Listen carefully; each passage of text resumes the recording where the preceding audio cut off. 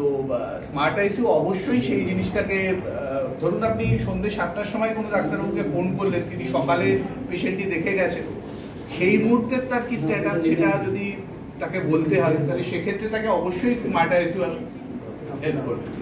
কিন্তু ডাক্তারবাবু, আপনারা যদি পেশেন্ট পার্টিকে অ্যাক্সেস দেন তাহলে নানান প্রশ্নের উদয় হয় পেশেন্ট পার্টির কাছে। পেশেন্ট পার্টিকে আমরা পেশেন্ট পার্টি প্রথমত আমরা বলি না, আমরা বলি পেশেন্ট রিলেটিভ বা পেশেন্টের কাছের লোক আর কি।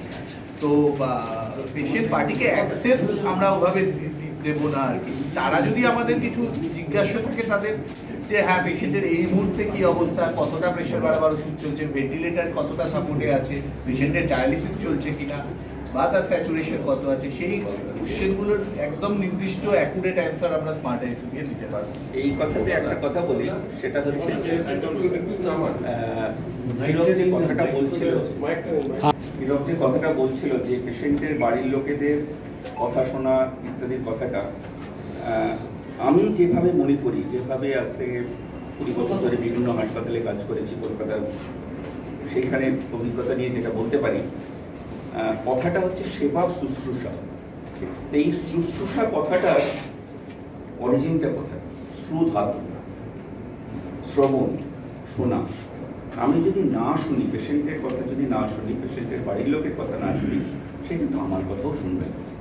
সুতরাং আমাকে যদি আমার কথা শোনাতে হয়, আমাকে কিন্তু তার কথা শুনতে হবে। অর্থাৎ আপনি যে আমার কথা এখন শুনছেন, এই এক্সপেকটেশনেই শুনছেন যে আপনার কথাটা আমি শুনবো, সেই জন্য। এটা যদি ওয়ান ওয়ে ট্রাফিক হয় তাহলে কিন্তু এর কোনো সলিউশন। সোমনাথের ব্যাপারে আপনি কি বলবেন? স্মার্ট আইসিইউ, এটা সত্যি কথা বলতে গেলে আমাদের দুজনের একটা অনেক দিনের ইচ্ছে। আমরা বিভিন্ন জায়গায়, পৃথিবীর বিভিন্ন জায়গায় স্মার্ট আইসিইউ, কলকাতাতে তো স্মার্ট আইসিইউ কনসেপ্ট কোনোদিনই ছিল না, আইসিইউ ছিল। একটা জায়গায় গিয়ে ওটা থেমে যায়।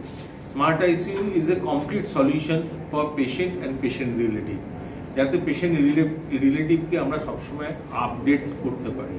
তো সেটা মনে হয় স্যার যেটা বলার চেষ্টা করছেন, যে আমরা আমাদের স্বার্থে আমরা পেশেন্টের রিলেটিভকে বা পেশেন্টকে আপডেট দিতে পারবো, এটাই আমাদের উদ্দেশ্য। শুধু আমাদের স্বার্থে এই কারণে আমি কথাটা ইউজ করছি, তার কারণ হচ্ছে যে আমরা ট্রিটমেন্টটা আরও বেটার জায়গায় নিয়ে যেতে চাই। উই হ্যাভ এফিশিয়েন্ট টিম, এবং সেক্ষেত্রে এই কথাটা আপনার মাথায় কবে এলো এটা করা দরকার? আপনি তো আগে বহু জায়গায় কাজ করেছেন।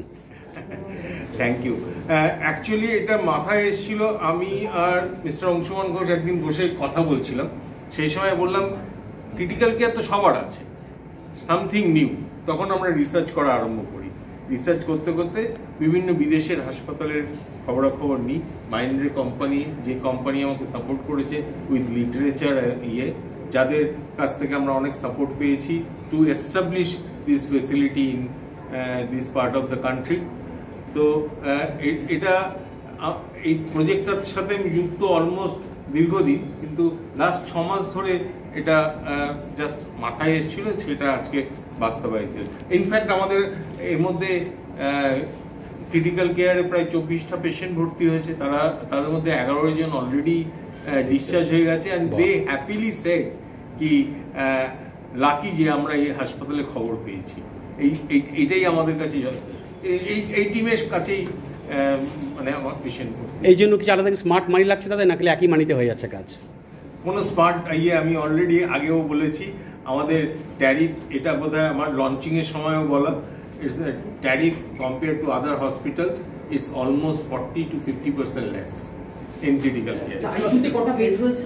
আমার টোটাল আইসিইউতে বেড রয়েছে 63, কিন্তু 43 হচ্ছে আমার স্মার্ট আইসিইউ অলরেডি ইমপ্লিমেন্ট হয়েছে।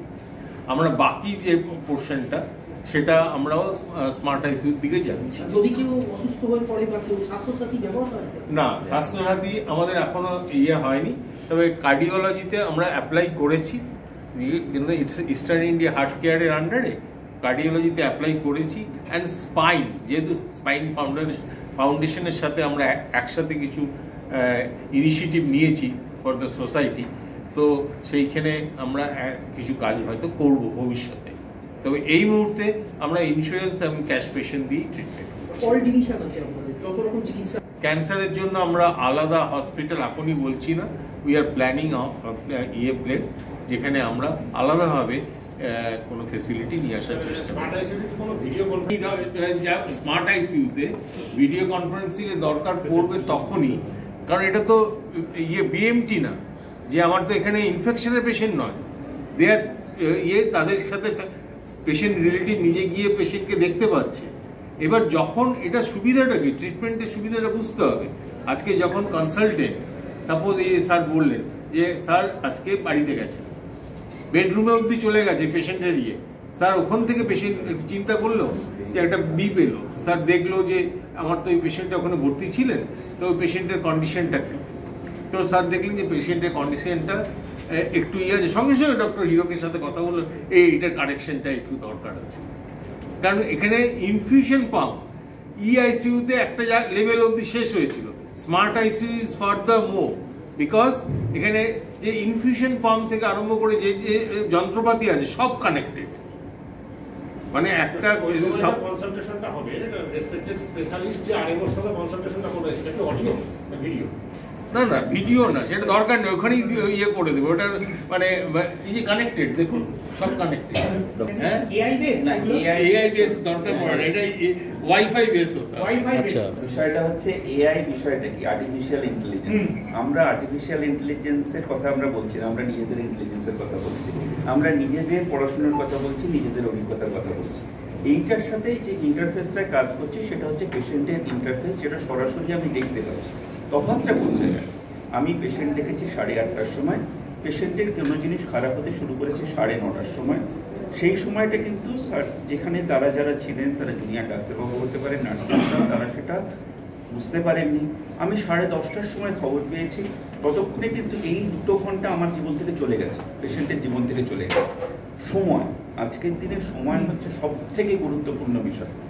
এই ক্ষেত্রে কি হচ্ছে, আমি কিন্তু সেই মুহূর্তে আমার নিজের মোবাইলের মধ্যে, আমার নিজের ল্যাপটপের মধ্যে, আমার নিজের ল্যাপটপের মধ্যে আমি দেখতে পাচ্ছি এক্স্যাক্টলি কি ঘটনা ঘটছে। আমাকে কিন্তু অন্যের চোখের উপর নির্ভর করতে হচ্ছে না যে এই ঘটনাটা সে আমাকে মুখে বলবে যে ডাক্তার স্যার এই জিনিসটা জানেন তো, আমার মনে হচ্ছে। আচ্ছা একটা ছবি তুলে পাঠাতো, ছবি তুলে পাঠালো, ছবিটার মধ্যেও সেটা কিন্তু একটা ছবি, সেটা কিন্তু একটা কন্টিনিউয়াস ছবি নয়। আচ্ছা এর মধ্যে তো নয়, ছেড়ে দে, কিছু হয়নি, তুই ভুল দেখেছিস। এইখানে কিন্তু আমি জানতে পারবো এক্স্যাক্টলি লাইভ কি হচ্ছে, এবং আমি সেখান থেকে তাকে বলতে পারবো এই জিনিসটা এই মুহূর্তে এই জিনিসই করা উচিত, সময়টা বাঁচে। অসম্ভবভাবে সময়ের যে গুরুত্বটা, অর্থাৎ আমি যখন বলছি সেখান থেকে পেশেন্টের শরীরে ওষুধ যাচ্ছে, এই যে সময়টা, এই সময়টা প্রায় 100% কমে যাচ্ছে। এটাই মানে পাচ্ছেন, মানে এটাই সবটাই, হ্যাঁ। যাই হোক, মানে আমি এই জিনিসটাই দেখতে পাচ্ছি যে আমার আমার ক্রিটিক্যাল শরীরে কেয়ারে মানে প্রত্যেক পেশেন্টের একদম এটা ডাক্তারবাবুদের এবং কাছে এই জিনিসটাই আমার কাছে চলে যাচ্ছে। আমি সরাসরি ভাবে জানতে চাইছি এই যে 40টা 45টা পেশেন্টের মধ্যে আমিও জানি কার খারাপ হওয়ার সম্ভাবনা বেশি, আমি সেখানে প্রায়োরিটাইজ করতে পারছি। এই 5 জনকে কিন্তু আমাকে দেখতে হবে। আচ্ছা এই যে দেখছেন, যেখানে যে পেশেন্টটা ধরুন ক্রিটিক্যাল